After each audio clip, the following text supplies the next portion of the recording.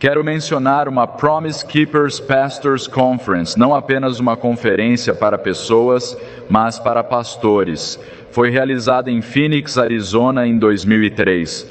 Um tema importante daquela conferência foi que denominacionalismo é pecado.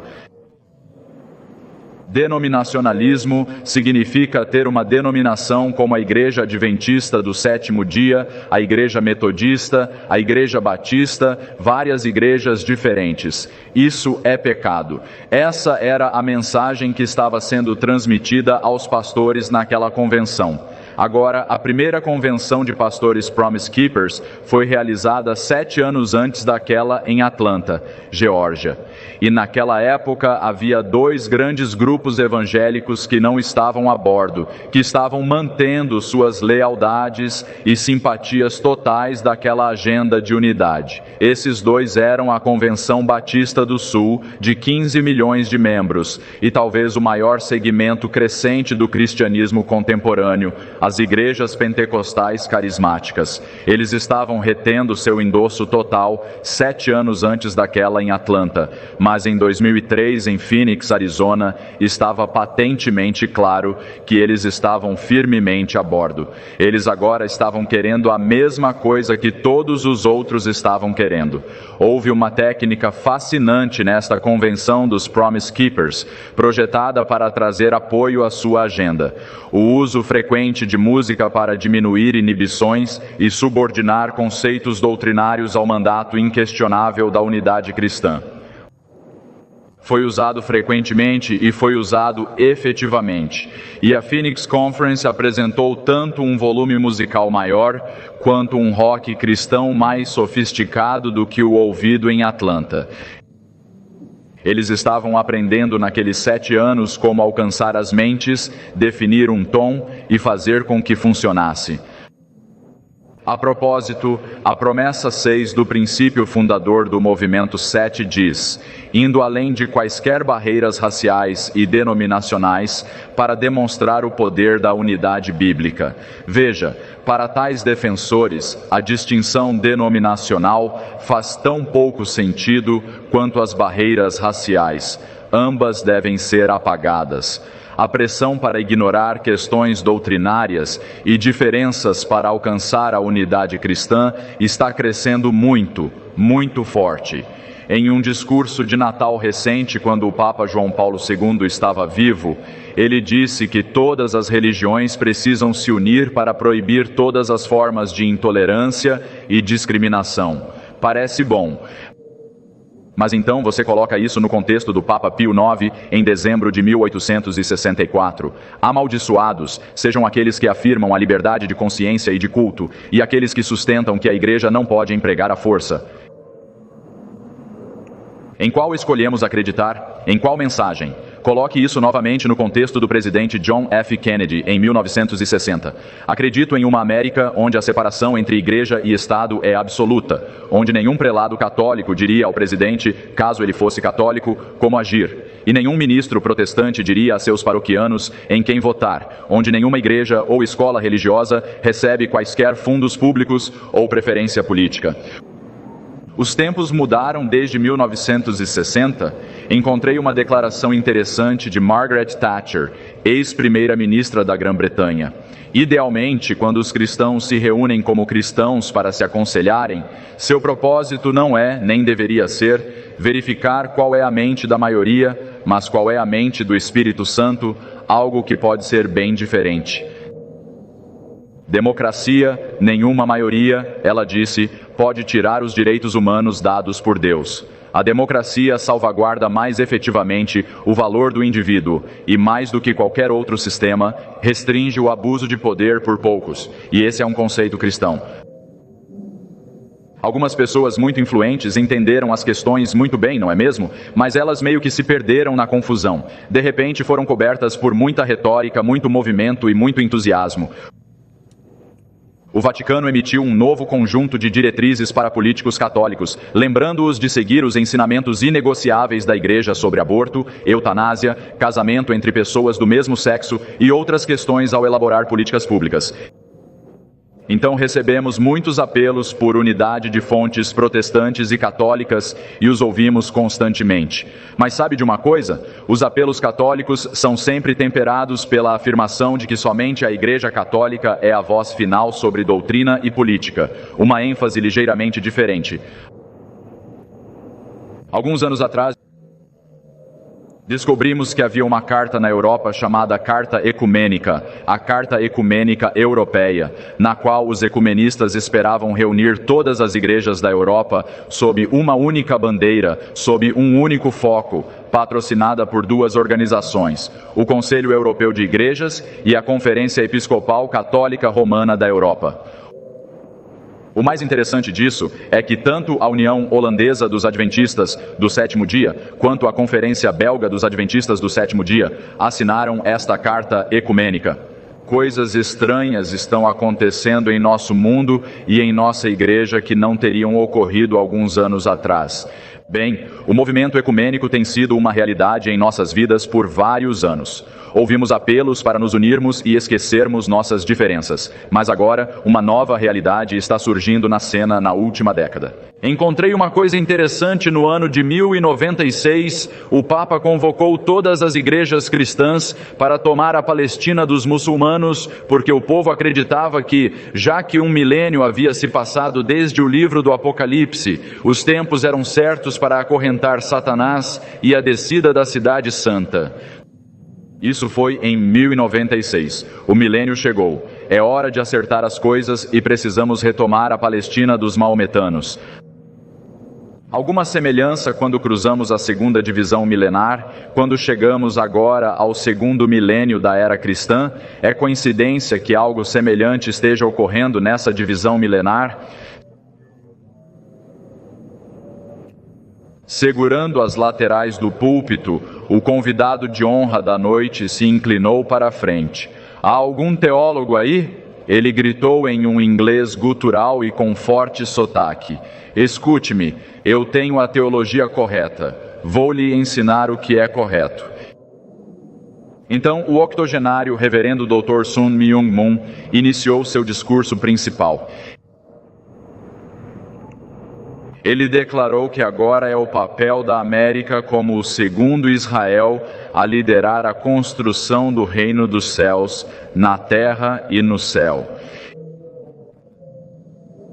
Ele disse que, pelo bem da América, os fundadores das 4 grandes religiões do mundo, centralizados em Jesus, escolheram cada um 120 de seus discípulos historicamente famosos. Até onde sei, há apenas um fundador das 4 religiões do mundo vivo hoje. Mas aqui temos os fundadores, ele disse, das 4 grandes religiões do mundo, cada um escolhendo 120 de seus discípulos historicamente famosos. E então cada um dos participantes daquela conferência recebeu uma transcrição encadernada do que supostamente era o relatório do seminário no mundo espiritual. Era onde isso estava acontecendo. Os fundadores das 4 grandes religiões do mundo, reunindo seus discípulos e agora transmitindo os resultados daquela conferência do mundo espiritual, para que as pessoas nos Estados Unidos entendessem, aceitassem e fizessem parte. A propósito, nesta conferência espiritual, o mestre de cerimônias era o profeta Maomé, e a oração representativa era oferecida por Jesus Cristo.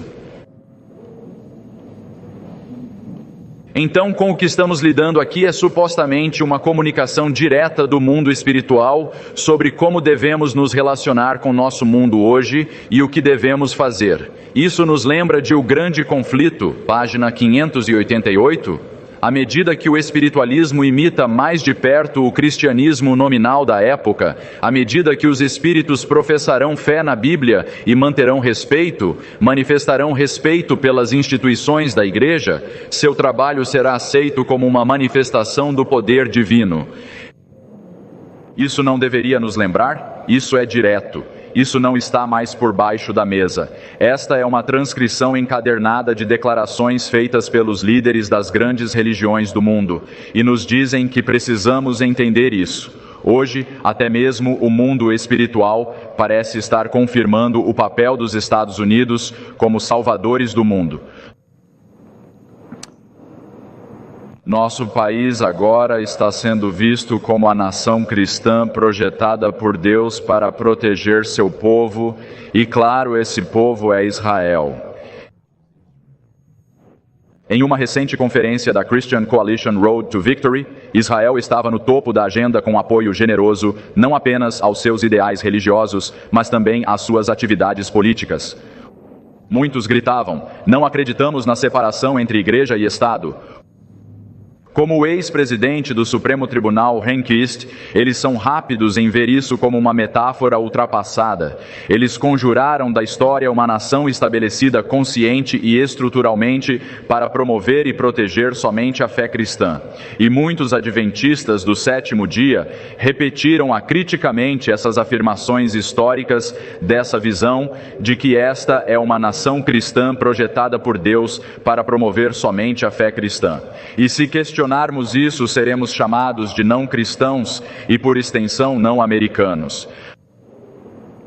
Há muito tempo, o Tratado de Trípoli dos Estados Unidos, assinado em 1796, declarou que o governo dos Estados Unidos da América não é, em nenhum sentido, fundado na religião cristã. Agora, isso não quer dizer que não tenha valores cristãos e que seja fundado em valores bíblicos, mas está dizendo que não é fundado na religião cristã. E é bem fácil mostrar, conforme você volta em nossa história, as intenções deístas, maçônicas e iluministas de nossos fundadores. Eles queriam proteger nossa nação do controle de qualquer religião. E eles pretendiam um Estado estruturalmente secular, dando garantias constitucionais para todas as religiões, para que todos pudessem adorar como quisessem. E temo que os adventistas do sétimo dia na América do Norte, em breve terão que fazer ajustes mentais bastante importantes. Como a maioria dos nossos companheiros cristãos, nos acomodamos, muito acomodamos, com a noção de que esta nação não era apenas uma protetora da liberdade religiosa, mas que ela é, por natureza, parte da nossa segurança cristã. Ela me protege como cristão. Legisladores, por exemplo, que hesitaram em votar no Patriot Act, foram acusados de serem anti-americanos e de ajudar o inimigo. Os cristãos que deploram a pressa em derrubar a primeira emenda já estão sendo marginalizados por não serem exatamente cristãos, e estamos bem encaminhados para definir legalmente esta nação como um Estado cristão. Eles tentaram isso em 1906. O International Reform Bureau estava pedindo uma emenda constitucional para declarar os Estados Unidos uma nação cristã. E hoje assistimos novamente a apelos para uma designação formal como nação cristã, sobre a oposição de que há um muro entre a igreja e o Estado. A suspeita de atividades cristãs não tradicionais está envolvida nisso. Acho que teremos que estar muito atentos hoje em dia à palavra de Deus para permanecermos imunes às provocações de companheiros cristãos pegos nas chamas passionais da realização nacional. A nação e a igreja sendo uma e a mesma coisa. E especialmente agora, desde 11 de setembro de 2001, claramente inaugurando uma nova era. Alguns o chamaram de dobradiça da história, e pode muito bem ser uma dobradiça em torno da qual a história gira. Mas você sabe, aquele dia não mudou as coisas tanto quanto revelou algumas coisas. Um catalisador mostrando o que estava sob a superfície o tempo todo. A liberdade religiosa, há muito tempo, luta contra a complacência. Um disse que chegamos ao ponto em que a ideia de liberdade, uma ideia relativamente recente e nova, já está em processo de desaparecer de nossas consciências e de nossos padrões de moralidade. Está desaparecendo? Somos complacentes, nos disseram, por exemplo, que a guerra contra o terrorismo vai durar uma vida inteira. Muitos em nossa sociedade, em tudo, já parece necessário, vital desistir das liberdades, porque devemos derrotar o inimigo a todo custo, um inimigo que é cada vez mais equiparado ao fanatismo religioso. Ouça o FBI declarando uma das marcas registradas daqueles que devem ser observados e temidos, aqueles que acreditam no iminente retorno literal de Jesus Cristo. Hoje, há tendências que obscurecem a separação entre Igreja e Estado, iniciativas baseadas na fé por ordem presidencial, financiamento de vouchers para escolas religiosas aprovado pela Suprema Corte, apelos por uma emenda constitucional para designar a América como uma nação cristã, crescente agitação para aprovar uma legislação sobre casas de culto que daria poder às igrejas como bases de poder político, rejeição generalizada da separação entre Igreja e Estado como uma metáfora ultrapassada. E até agora, nossa resposta adventista do sétimo dia a essa clara e presente ameaça à liberdade religiosa é muito letárgica. Não estamos falando muito.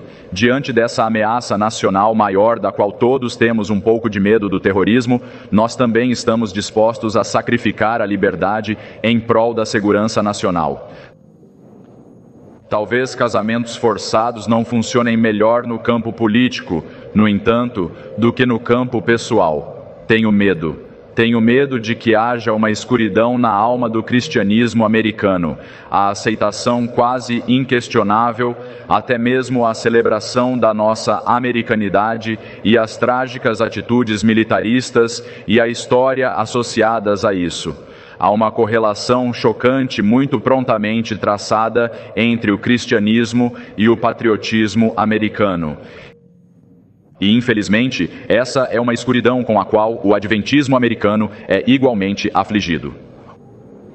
O autor Tony Campolo disse: "Eu afirmo que chegamos a um estágio de idolatria, em que, em qualquer igreja na América, você terá mais problemas se remover a bandeira americana do que se remover a cruz." Para inquestionavelmente igualar o cristianismo com a americanidade também iguala, aos olhos do mundo mais amplo, o cristianismo com as campanhas militares, as corporações, as políticas econômicas, as coisas culturais e o consumismo absurdo contra o qual deveríamos estar falando. Eles nos veem como identificando isso com o cristianismo. O desafio, eu acho, é reajustar o equilíbrio no cristão americano entre o americano e o cristão. Os termos não são sinônimos. Devemos ser primariamente cristãos e somente secundariamente cidadãos de um país. Precisamos repensar algumas coisas, e talvez seja melhor voltarmos a algum conselho que esquecemos e que estamos negligenciando. Conselho inspirado: o Senhor quer que seu povo enterre questões políticas. Nesses temas, o silêncio é eloquência. Não podemos votar com segurança em partidos políticos, pois não sabemos em quem estamos votando. Não podemos trabalhar para agradar homens que usarão sua influência para reprimir a liberdade religiosa. O povo de Deus não deve votar para colocar tais homens no cargo, ouça a seguir, pois quando eles fazem isso, são participantes com eles dos pecados que eles cometem enquanto estão no cargo. Essa foi encontrada nos escritos do Espírito de Profecia. Fundamentos da Educação Cristã, página 475. O capítulo inteiro trata do nosso relacionamento com o governo. Sim, César tem um reino, mas não vamos invadir o reino de Deus. O reino de Deus sempre tem prioridade, e nunca devemos quebrar essa barreira.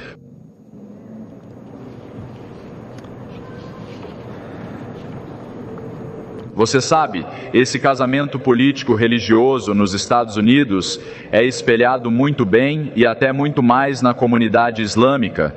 Vamos falar sobre isso só um pouquinho. Matar os infiéis, bem, judeus e cristãos como nós, é claro, é uma coisa boa que levará você para o céu. Isso vem de Osama Bin Laden, em uma de suas mensagens. Matar os infiéis te levará ao céu. Com pouquíssimas exceções, os terroristas comuns que se juntam às brigadas de mártires e se explodem para eliminar outros infiéis estão tentando alcançar a salvação. Não é apenas político. Mesmo o islamismo tradicional, não terrorista, é uma religião baseada na retidão das obras. Escapar do inferno e atingir o paraíso é uma questão de fazer boas obras o suficiente. No julgamento, de acordo com uma autoridade islâmica, as ações de alguém são pesadas em uma balança. Aqueles que fizeram mais boas ações do que más irão para o paraíso. Aqueles cujas más ações superam as boas vão para o castigo eterno. Há, contudo, uma exceção. Um evangelho, uma saída se suas ações estiverem desequilibradas no lado errado. Há uma solução. Aqueles que morrem como mártires, aqueles que morrem enquanto travam a jihad, guerra santa contra os inimigos de Deus, entrarão no paraíso instantaneamente. Todos os seus pecados são lavados por seu próprio sangue e pelo sangue dos infiéis que eles derramaram. Aqueles que cresceram sob as restrições, e há muitas restrições em um país muçulmano, e então vêm para o ocidente pós-cristão moralmente decadente, muitas vezes caem em pecado grave. Veja, sua carne pecaminosa é a mesma que a carne pecaminosa de qualquer um, a nossa, mas não mais sob controle de restrições externas como tinham em seu país.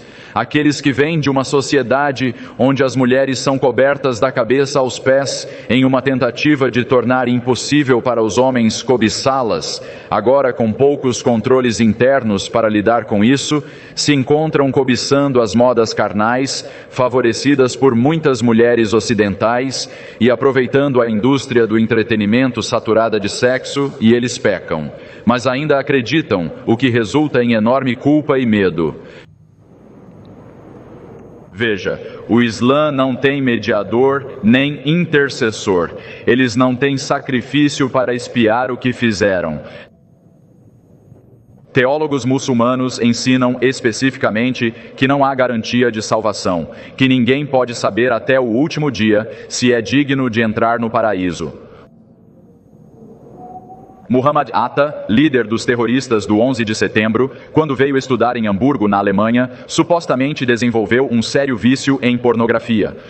Foi quando ele começou a frequentar a mesquita radical, onde ouviu o evangelho da jihad. Seus colegas terroristas, nos dias anteriores ao 11 de setembro, frequentavam clubes de striptease, compravam danças de colo, bebiam álcool, qualquer um dos quais lhes rende a condenação eterna. Mas, de acordo com os escritos encontrados após os ataques, eles estavam confiantes em sua salvação. Ao derrubar aqueles aviões e assassinar milhares, eles estavam oferecendo sacrifícios humanos e expiando seus pecados. Veja bem, nossos adversários muçulmanos são verdadeiros crentes em sua teologia. Eles estão confiantes em sua religião, pela qual estão ansiosos para morrer. Eles querem a salvação tanto quanto nós. Eles também querem a vida eterna. Os muçulmanos, veja bem, consideram o cristianismo uma religião muito fraca. Eles testemunham a falência moral do mundo ocidental e dizem: é isso que o cristianismo produz. Temos um jeito melhor. Terroristas muçulmanos, meus amigos, são simplesmente pecadores nas mãos de um Deus irado e desesperado por salvação. A verdadeira união da Igreja e do Estado em uma só unidade. Vocês são muito gratos, meus amigos, pelo Evangelho da justificação pela fé. Vocês percebem o quão precioso esse Evangelho é? Nenhuma outra religião mundial tem isso. Nós apenas focamos em uma religião mundial. Nenhuma outra religião mundial tem o Evangelho da expiação e justificação como um presente gratuito de um Salvador amoroso. Você é realmente grato por isso? Ou você toma isso como garantido e acha que está tudo bem porque é assim que as coisas são? Vamos dar uma olhada em um texto ou dois só para nos lembrarmos. Salmo 32. Salmo 32, versículos 1 e 2. Abençoado. Abençoado é aquele cuja transgressão é perdoada, cujo pecado é coberto. Bem-aventurado o homem a quem o Senhor não atribui iniquidade e em cujo espírito não há dolo. Abençoados nós estimamos essa bênção, nós percebemos o quão preciosa ela é quando escorregamos, quando caímos, quando cometemos um erro, quando a culpa entra em nosso coração. Nós não temos que sair e fazer tremenda penitência, nós não temos que ir para países distantes, nós não temos que destruir os inimigos de Deus, nós podemos cair de joelhos e Jesus nos perdoará na hora. Percebemos a preciosidade do perdão com um Salvador que nos ama. Volte para o livro de Abacuque. Texto clássico. A base de toda a reforma.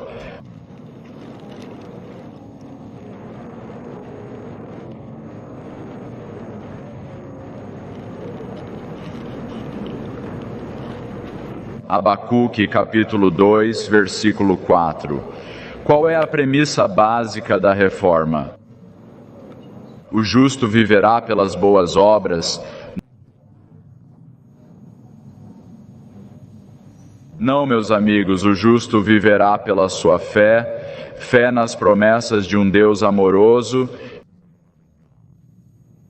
Ninguém jamais foi capaz de permanecer confiantemente sem culpa diante de Deus, exceto com base na fé em algo diferente de seu próprio mérito, algo diferente de suas próprias atividades. Todo homem ou mulher que transgrediu a santa lei de Deus está condenado a morrer. E por causa disso, a única saída da condenação é o perdão, não a ação política, seja nos países do leste ou em nossos Estados Unidos da América. Nossa nação não será perdoada de seus pecados por ações políticas. Mas queremos nos justificar. Não é a coisa mais profundamente enraizada na natureza humana justificar a si mesmo? Eu estou certo e você está errado. Meu jeito é certo. Nós criamos um esforço muito corrupto e até pagão para apaziguar a ira de Deus com atos dignos de devoção. Faremos algo melhor. E somos hipócritas de coração. Queremos justificar nossa maneira de fazer as coisas. Rara é a pessoa que está disposta a admitir que está errada. Simplesmente errada. Isso é raro. Queremos melhorar nossa imagem. É sempre imagem. É sempre como parecemos. É sempre como queremos que as pessoas nos vejam. A justificação pela fé requer a admissão da falha e da imperfeição humanas. E é por isso que é tão difícil para a mente humana contornar esse conceito: falha e imperfeição humanas. Acho que todo casamento desfeito, acho que todo conflito político ou internacional é sempre sobre mim primeiro e você depois. Estou certo é o grito de guerra do fariseu, porque não queremos repreensão. Estou certo. E então nos deparamos com dois sistemas, a justiça pela fé e a justiça pelas obras. Eles são os dois sistemas. Um cresce da generosidade estupenda de Deus para com o penitente. O segundo, da recusa da humanidade em admitir que ele está errado. Bem-aventurada é a pessoa cuja transgressão é perdoada, e miserável é a pessoa que sempre parece correta. Um último pensamento que quero compartilhar com vocês. Isto foi escrito por Ellen White em 1º de janeiro de 1889, na Review and Herald, falando sobre eventos daquela época que são muito semelhantes aos eventos de nosso tempo. Os protestantes de hoje são um povo autossuficiente e amante do mundo, mas eles devem ter alguma religião e preferem aquela que consiste em formas e exibição externa em vez da simplicidade da verdadeira religião de Jesus Cristo. Nós tendemos a querer isso também? Os formas e a exibição nos dizem que estamos indo bem. Enquanto o mundo protestante está, por sua atitude, fazendo concessões a Roma, devemos despertar para compreender a situação e ver a disputa diante de nós em seu verdadeiro sentido. Precisamos do espírito do verdadeiro protestantismo para despertar todo o mundo para um senso do valor dos privilégios da liberdade religiosa desfrutados por tanto tempo. Esta nação tem sido altamente favorecida por Deus. Tem sido o grande centro de luz e liberdade religiosa. Perdemos muito tempo em inação porque não percebemos o tempo em que estamos estamos vivendo. Muitos escolheram não fazer nada quando deveriam ter sido diligentes para repelir o inimigo. É essencial que estejamos muito em oração a Deus para que sua voz e seu poder possam ser manifestados em favor de seu povo e que os anjos possam segurar os quatro ventos até que a verdade seja mais plenamente proclamada e os servos de Deus sejam selados em suas testas. Deus não está satisfeito com a atitude de seu povo. Satanás está levando o mundo cativo e as sentinelas de Deus e da verdade estão deixando que ele faça isso. Precisamos de uma repreensão como essa de vez em quando, não é? Precisamos perceber qual é a nossa obra.